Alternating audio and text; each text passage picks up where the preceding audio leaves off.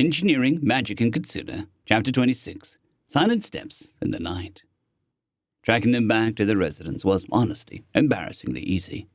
They didn't even try the most basic of tricks to ensure that they weren't being followed. Really, Yuki was almost insulted. How did they even get this far without getting hunted down in the streets like animals?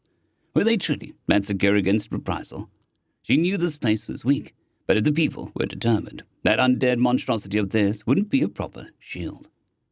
Crush up a few fire-aligned crystals, plant them under the road, and you could detonate them in the second they walked over with a trick made to start a campfire, which was well within the reach of the populace. From there, it would be easy to swarm the rest of them and beat them to death with farm tools. Perhaps they was more scared of reprisal. There were implications that this was still a larger operation after all. Once they were within a few blocks of their destination, she no longer needed them and didn't linger. She could smell the undead on the wind, after all. Yuki arrived before the returning men, although she kept out of sight as she bumbled into the inn, which was surprisingly lovely. It was a relatively tall 3-story building, and pretty wide at that. It was well maintained, despite clearly being generations old, with a new paint, an attached stable, and tall walls circling around a fairly large back lot. And now that she was thinking about it, the air was a bit more moist than expected, and she could smell sulfur. Oh, they must have a hot spring in the back lot. Those didn't seem common in this area, though, and she could only imagine the favor with the local kami the Oma's ancestors had to get one added via the spirit realm. Perhaps it was some priest or minister's retirement project that they called in all their debts to get done. That was interesting, given that there was no local path into it. Maybe there was once, and it collapsed due to the lack of maintenance. Still, thoughts for later. She could see the tops of tents just over the edge of the rear courtyard's walls, meaning that they had enough men or supplies that the building was beyond capacity in some regard. Yuki could also feel the unquiet grave-esque presence of the undead too, and she didn't doubt that it was living out there rather than in the building to avoid disturbing others. Perhaps the tents were for storage. The Kitsune couldn't hear any breathing out back as she got closer to the walls, and using it as a guard made sense. It shouldn't need sleep, so she doubted it was given a tent. That would make infiltration from the rear troublesome. If the Kitsune were stronger, she could simply transform herself into a shadow and slip through the translucent paper window like a ghost. But that ability was lost to her, at least for now. Bah! Elsewhere it was, then. Unfortunately, Yuki could still see scattered candlelights in the translucent windows, which may complicate things. If she knew how military or jumped-up bandits who believed that they were military types thought, as well as she remembered, whoever was in command of this local group would be on the top floor. It only made sense. It would provide them with the most security against an enraged hostile group storming the building and getting them, in addition to providing by far the best view to survey things. She tweaked the features of her disguise, altering her face to make her seem like a different person, just in case they circled around so they wouldn't recognize the same old man from the bar. Then Yuki walked around to the far side and slumped against the wall like a drunk who'd passed out, putting her well within range to listen. Importantly, it let her get close enough to the building to overhear as the men finally made their way back, heading in the front door, not closing it behind them immediately. "You're early. What, did they run out of booze?" greeted a man. "It tastes like piss, Sarge," complained one of the men. "Did you remember to make them pour it in front of you?" he asked, and silence answered him. "Then they probably did piss into it, you idiots. Get to bed. Kaikuchi's group is on watch tonight." "Anyone else still out?" one of the men asked, and Yuki could almost feel the sergeant roll his eyes. "How the hell am I supposed to know? You idiots are my responsibility, not them," the man chastised, and the group hurried off to the room somewhere on the first floor. "Hey, you at the back," he interrupted. "Back here for a moment. I have a job for you." It was followed by a whispered conversation she didn't catch. She didn't hear the rest of the group heading up the stairs, nor did they head into the back lot, and from there she heard them quietly muttering to one another in some room after they closed the door. The sergeant sighed, and she heard him leave, heading up to the second floor with the final man. Perhaps the second floor was the officers' quarters, maybe. It depended on how much space they decided to allocate to them. They could be packed like fish in a barrel below, with only a few scattered up above. But she wouldn't bet on that. After a moment's thought, she decided to investigate the stables first. Circling around and keeping low to the wall, she crept through the night with measured, silent steps. She tested the thick wooden doors, but they were bolted shut from the inside, although the door wasn't the best sealed. and she could barely see the iron bolt from the outside through the gap. Ugh. If only she had a device John called a magi-welder in his tongue. It would have made it so easy to count the bolt to enter and repair it once she was done, so nobody would be the wiser. Still, she could hear 2 horses sleeping in the barn. They can't have too many carts then. Yuki doubted they had more than perhaps 1 or 2 in use by their runners right now. It didn't look like they were planning on hauling a large amount of stuff then, or they were, or the trips would be short enough to make the lack of capacity not an issue. There could be a local depot somewhere where the nameless could pick up their ill-gotten wealth. Perhaps she could poison the horses. She'd prefer to just steal them, but that'd doubtlessly provoke retaliation, and killing them outright would do the same. But if she could make them seem like their hearts gave out, it was either that, or make it incredibly bloody and clear that some sort of yokai did it, so the townspeople wouldn't take the blame. It was not a project for tonight, in any case. Yuki crept around the exterior of the building, checking the various approaches she could take. The backside was obviously a no-go due to the undead's presence. If it was just a regular person guarding around the back, she could easily just use her overwhelming presence to send them off to dreamland. But anything she could do to disable that thing would be dead giveaway that someone infiltrated that way. The front was decent, although risky.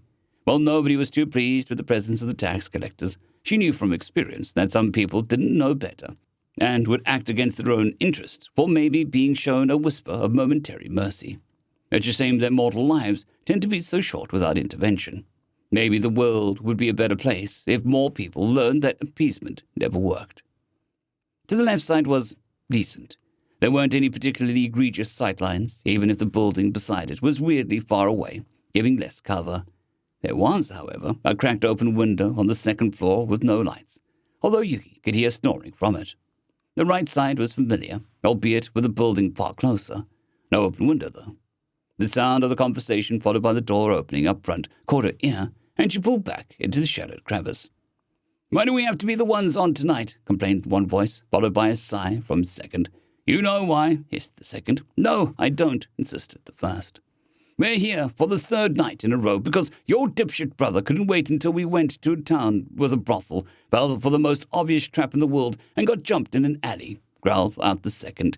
"Now we're here all week. If the prick wasn't that badly hurt already, I'd lay him out for another week." The second stomped off, and the first didn't respond. Yuki had no doubt that those men were dead now, or at least wished they were. Killings were a strong message, but one that tended to fade quickly and galvanize others against you. If they aimed to come back in spring, a few people with hands chopped off and beggared would remind all of the consequences of disobedience with every passing day. She heard him stop, then felt him use a faint flicker of power to light something ablaze, likely a torch, given the orange light now spinning around the corner. Reacting reflexively, she stepped out of the shadows and jolted into the air with far more force than the old man should be able to muster, carefully propelling herself so that she soundlessly landed on the roof on a single-story building next to her. Most large land-bound creatures that weren't typically preyed on by flying creatures, including most humans, shared one glaring critical weakness. It took them immense effort to overcome, but few even thought to. They rarely bothered looking up. She still laid flat, just in case, and her disguise peered over the ledge of this man below as he rounded the corner. By all means, he was pretty average. Dark hair, a bit on the short side, fit, and a few scars. She drank in his appearance as he walked below, keeping a close eye on the man as he passed. A plan sprung to mind. Yuki memorized every detail she could, from the little nicks on his armor to how he held himself. Eventually, though, he passed around the far corner, and she was left alone once more. The Kitsune flashed in black gold flame as she warped her disguise to match him and suppressed her presence with expert ease. "What do you mean? I'm just taking a bit of a break," she slowly repeated in her target's voice before frowning. No, that was not nasal enough. She made a few more alterations before she was satisfied, and then she waited to see what his route looked like. Soon enough, he passed under her again, then a third time a few minutes later. It seemed like the simple circle around the property, with no real variation. Honestly, it was embarrassing if they were genuinely trying to prevent infiltration and not just make it mildly annoying. In the gap between patrols, she descended off the roof and shadowed the man's route, heading back towards the open window. As the others were almost certainly locked, Once the man was around the corner, she sped over to the spot underneath and leapt up a story in a single bound, catching the edge of her boots on the open windowsill with hardly more noise than a landing bird. The room was dark, with a single man resting on a bamboo mat. He looked like he'd seen better days, with bandages all over his torso and a brace holding a clearly broken leg in place. The brother of the pair the guards was talking about, maybe. The Kitsune stepped into the room and slowly walked over to the door. A tiny whisper of power was all Yuki needed to lock the bolts beneath her in place, stopping them from creaking. The hallway was still lit, and she could hear a man sniffling at the end. That may pose an issue. She'd usually just lie her way past him, but there was no telling if he saw the man she was impersonating leave. The hard way it was then. Yuki cracked the door open so she could peer through it and behold the corridor. It was dark, and the only light source came from the guard down the way. Across the hall was another door, and she listened to try to divine what was behind it. No breathing, so it was probably either an unused room, unlikely given the items being kept outside in the back, or a storage room. That would suit her just fine. Light and darkness crept across the floor in the creaks between the floorboards, entirely hidden from sight, and then rose in the room like an ethereal wraith. It took a bit to get it right, and she could feel the minor headache coming from the poison still coursing through her, but she formed the silhouette of a man lit by a candle. Then Yuki thunked her foot on the floor, not too loud, but enough to get the attention of the man towards the end of the hall and make him question if he heard something. He grunted. Once Yuki heard him take a step in her direction, sure, he had seen their bait. She cut the lights. The guard, suddenly spurred into action by a change, hurried over. Still, he hadn't sounded the alarm yet. In what he supposed was a safe place, waking up everyone who was sleeping for what might be nothing was a good way to get a lot of enemies. He slid the door open, confirming to Yuki that it was a storage room, and started to look around. It was mainly tax materials, it seemed, including a few barrels of booze. Initially, she planned on slipping past him, but it gave her an idea. She slipped up behind the man like a ghost while he looked around for the intruder who wasn't there, so close that he'd feel her breath on his neck if she were not holding it. His heartbeat was still calm, no fear having taken hold of him. Her presence struck out like a blade, but she kept it tightly contained, and not a whisper was felt more than a stride away from her. It was overpowering, suffocating, and it snuffed out the man's waking mind without a fight, sending him spiraling into unconsciousness before his heart's next beat. She caught him, again ignoring her blooming headache, before he hit the floor and rested him against the nearby wall in the storeroom. He'd probably get a full night's rest, unless, say, the next shift woke him up first, looking for where the guard went. With a mischievous smirk on her face, Yuki wandered over to one of the casks and broke the seal on it, letting the potent scent of sake wash over the room. From there, she grabbed a little silver-trimmed mug that was doubtlessly taken in the place of money, dipped it in the drink, slowly poured some in the man's mouth, and forced the unconscious man to swallow it to make his breath smell like a drink.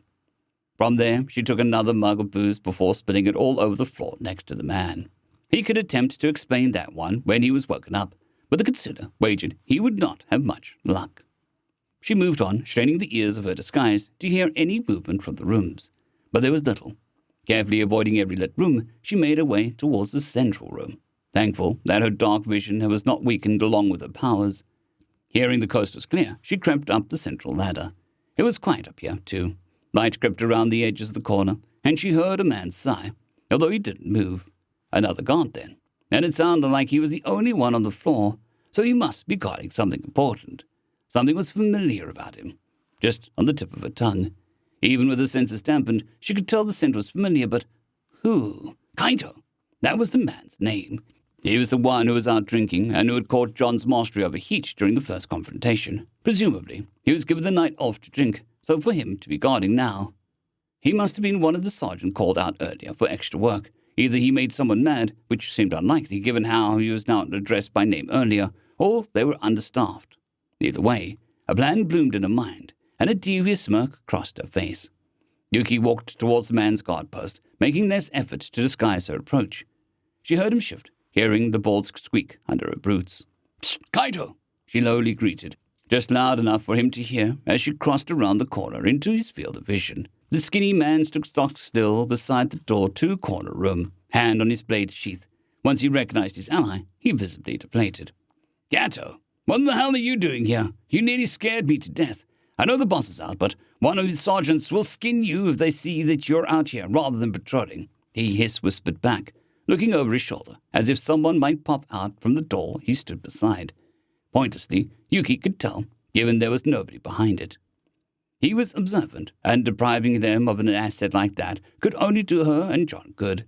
She stepped closer, shaking her head.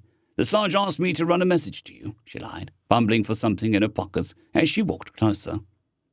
The man in front of her groaned, but made no move to sound the alarm. "Hold on, he just wanted you to check this out." She trailed off. The man started looking suspicious, and his heartbeat began to pick up. But it was too late. She was already in range. Alas, crushing someone's consciousness with presence was less effective when they are aware of you and on guard, so she had to ensure that he didn't draw unnecessary attention. Her hand was already crushing his throat before he realized anything was wrong, silencing his scream. One hand tried to pry him free to no avail, and the other went to his sword, but she made no move to stop him as he drew it and stabbed it against her gut. It skidded off like it was trying to batter down a castle wall, albeit soundlessly. His eyes were wide with terror before she blasted him into unconsciousness like a tidal wave washing away a candle. She caught the sword so it didn't loudly clatter to the ground.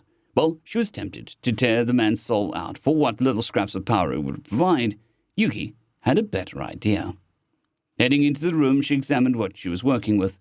Numerous sheets and scrolls lay on the ill-fitting desk. Some were half-rolled, some were still spread out. Many were awkwardly stuffed into a shelf to the side. This was some sort of officer's working space. Excellent. Oh, and there was a moderate-sized chest at the back of the room with a lock on it, but not a very good one. And she had no doubt it carried some small amounts of wealth. It was a nice bonus and made her plan much easier to make believable. Yuki sniffed the object, scented aged, used coinage, and felt how it resonated with the world. There was no hint of magic about it. She didn't expect there to be, but she didn't make it this far in life by being too careless. She quickly examined the sheets on the desk. Guard shifts, normally nice to know, but they'd be pointless after they changed them up when they learned of Kaito's betrayal come next guard shift. Supply usage and sources, also nice, although they were likely to draw the most of those from the town itself in an emergency. A list of contacts? They seemed to be townsfolk. There were some notes next to them. Tax exemptions. She found their eyes and ears where the soldiers couldn't tread, or at least some of them. And there, transfer orders. It seemed that they were due to move in 9 days, heading to a place called Breeze Town, further upriver, although still well within the forest. Taking out a few sheets of paper, she quickly copied down anything interesting before returning them all to their homes. Hoisting Kaito over her shoulder and carrying the chest under her arm, she opened the window and leapt to another rooftop after ensuring the latch fell back into place behind her. They would see hints of her infiltration and panic, sure. They'd puzzle over how Kaito managed to sneak out. The tax collectors would scour the roads looking for their missing money and the traitor. They'd never find either, and neither think about how their rather important papers were in the same room. Why would they? They were still there. End of chapter.